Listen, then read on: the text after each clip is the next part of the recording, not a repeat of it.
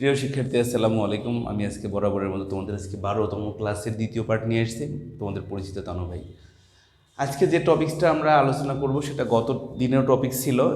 গত দিনের ম্যাথটা এবং আজকের ম্যাথটা একটুখানি পার্থক্য আছে, আমরা দেখলে বুঝতে পারবো। আমি একটা কোশ্চেন লিখে রাখছি, এটা বাইনারি মান এবং এটা বাইনারি মান, এই দুই বাইনারির মধ্যে পার্থক্য বের করব আমরা 2's কমপ্লিমেন্ট ব্যবহার করে। ওকে, তাহলে কিছু নিয়ম লেখা ছিল আগের ম্যাথটাতে, অর্থাৎ পার্ট 1-এর যে নিয়মগুলো ছিল সেগুলো আমরা এখানে ব্যবহার করব।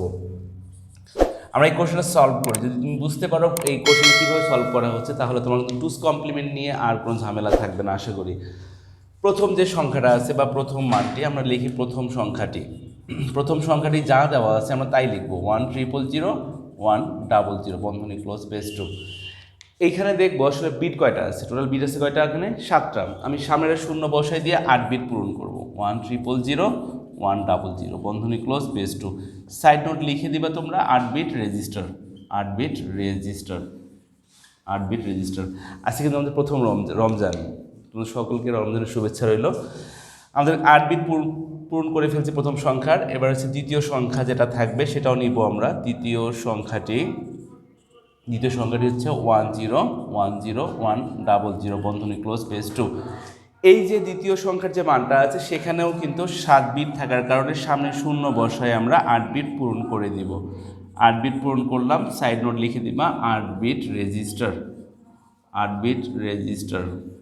ওকে, তো আর প্রথম মানটারও 8 বিট রেজিস্টার পূরণ করছি, দ্বিতীয় মানটারও 8 বিট রেজিস্টার আমরা পূরণ করে ফেলছি। আমাদের এবার বরাবরের নিয়মটা হচ্ছে এরকমটা যে দ্বিতীয় মানটাকে আমরা 2's কমপ্লিমেন্ট করব। এই জন্য প্রথম মানটাকে প্রথমে আমরা 1's কমপ্লিমেন্ট করে নিই। 1's কমপ্লিমেন্ট করলে কিভাবে করতে হয়, জাস্ট যে বাইনারি মানটা থাকবে তার বিপরীত মানটা বসাই দিলেই কিন্তু 1's কমপ্লিমেন্ট হয়ে যাবে। 0-কে 1, 1-কে 0, 0-কে 1, 1-কে 0, 0-কে 1, 1-কে 0, দুইটা 0 দুইটা 1। এটা কী করলাম আমরা, এটা হচ্ছে আমরা 1's কমপ্লিমেন্ট করে নিলাম। সাইড নোট লিখবো আমরা 1's কমপ্লিমেন্ট।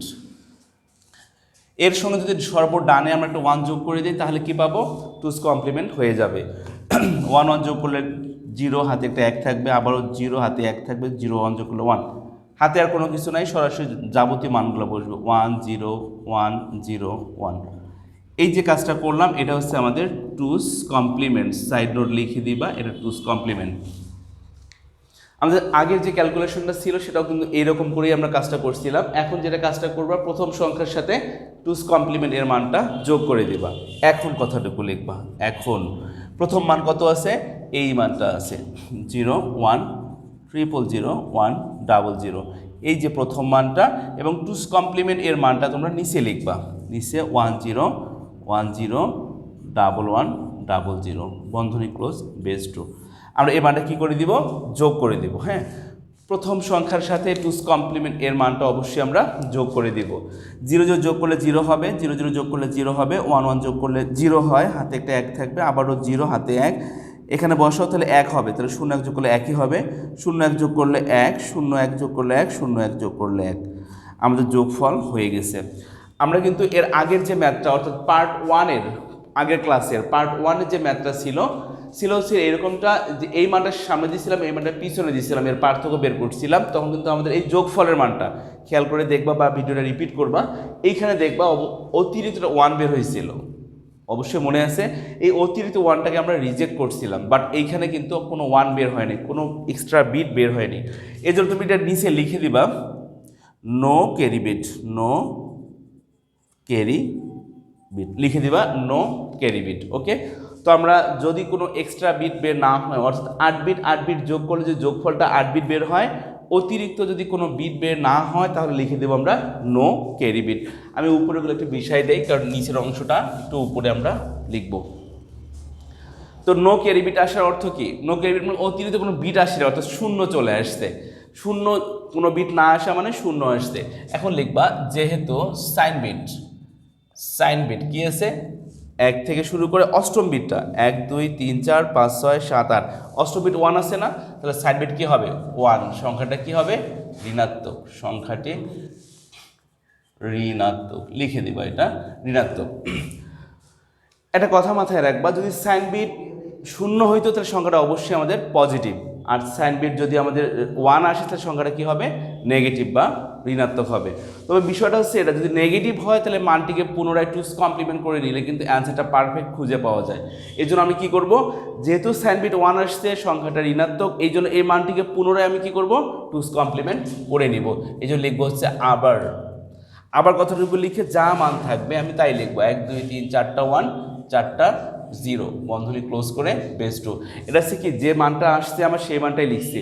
আমি কোশ্চেনটা তোমাদের জন্য উঠাই দিই, কারণ ফাঁকা রাখলে আমি পুরো ম্যাথটা এখানেই করতে পারবো, এই জন্য কোশ্চেনটা আমি মিশাই দিলাম। কোশ্চেনটা তোমরা অবশ্যই আগে লিখে নেবে খাতার মধ্যে, তাহলে ভালো হবে। আবার লিখে এই মানটা, তারপর লিখবো হচ্ছে 0 0 0 0 4টা 1। কী করলাম আমরা এখানে, অবশ্যই বলার অবকাশ থাকে না এখানে, আর আমরা 1's কমপ্লিমেন্ট করে ফেলছি। জাস্ট বাইনারি মানে বিপরীত মান বসাই দিলেই কিন্তু আমাদের 1's কমপ্লিমেন্ট হয়ে যায়। আমরা 1's কমপ্লিমেন্ট করলাম। এর সঙ্গে 1 যোগ করে দাও একটা, তো 1 যোগ করে 10-এর 0 0 হাতে রয়েছে 1, আবারও 10-এর 0 10-এর 0 1, সামনে 3টা 0। এবার দেখো আমরা কি করলাম, এটাকে 2's কমপ্লিমেন্ট করে ফেলছি, কিন্তু আমরা কিন্তু এটাকে 2's কমপ্লিমেন্ট করলাম। কোন মানটাকে করলাম, এই যে যোগফলে যেটা পাইছিলাম নো ক্যারি বিট সামনের যে মানটা ছিল আর কি, এই মানটাকে আমরা পুনরায় 2's কমপ্লিমেন্ট করছি। 2's কমপ্লিমেন্ট করার অর্থ হচ্ছে এটা যে অ্যান্সারটা আসছে আমার এটা কিন্তু নেগেটিভ অ্যান্সার, বাট সেটাকে আমরা পজিটিভ করে ফেলছি। 1 2 4 8 16, তাহলে এই পুরো বাইনারি মানটার দশমিক মান কত হবে 16। অ্যান্সার কিন্তু আমাদের -16 ছিল। জাস্ট এই মানটাকে আমরা পারফেক্ট বলার জন্য কিন্তু আমরা 2's কমপ্লিমেন্ট করলাম। অতএব লিখবা এবার নির্ণীয় পার্থক্য দিয়ে সামনে মাইনাস সাইন দিবা একটা, তারপর পুরো বাইনারি মান বসাই দাও। 1 2 3টা 0 1 দিয়ে 4টা 0 বন্ধনী ক্লোজ বেস 2। তুমি আরও যদি লিখতে চাও লিখতে পারো, মাইনাস কত হবে এখানে 16 বন্ধনী ক্লোজ করে বেস 10। এটা আনসার।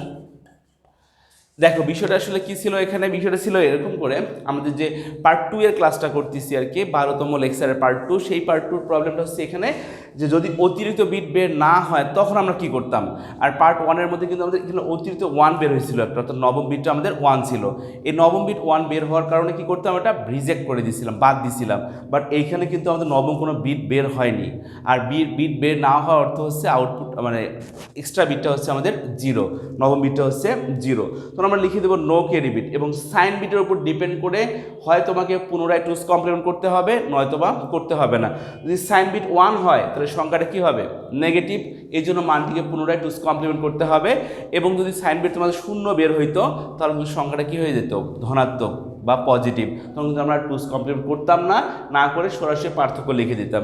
যেহেতু আমাদের এই কোশ্চেনটাতে সাইন বিট 1 বের হয়ে গেছে, অর্থাৎ সংখ্যাটি ঋণাত্মক, এই জন্য পুনরায় আমাদেরকে 2's কমপ্লিমেন্ট করতে হয়েছে, এবং অ্যান্সারটা আমরা মাইনাস সাইন দিয়ে এই অ্যান্সারটা লিখছি।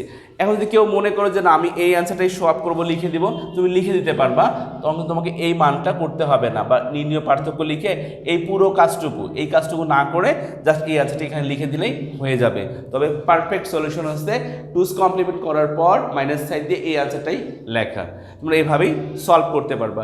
যদি বাইনারি বার না দিয়ে পার্থক্য বের করতে বলে অক্টাল কিংবা দশমিক, তাহলে অবশ্যই এই মানগুলোকে বাইনারিতে রূপান্তর করে তোমরা পার্থক্য বের করতে পারবা। তো আজকের ক্লাসটা এই পর্যন্তই থাকবে। যদি ক্লাসটা ভালো লাগে তো অবশ্যই তোমরা শেয়ার করবা, কমেন্টের সাথে কমেন্ট করবে যে না বুঝে থাকো, তাহলে আজকের ক্লাসটা এই পর্যন্তই থাকবে। ভালো থেকো, সুস্থ থেকো, আল্লাহ হাফেজ, আসসালামু আলাইকুম।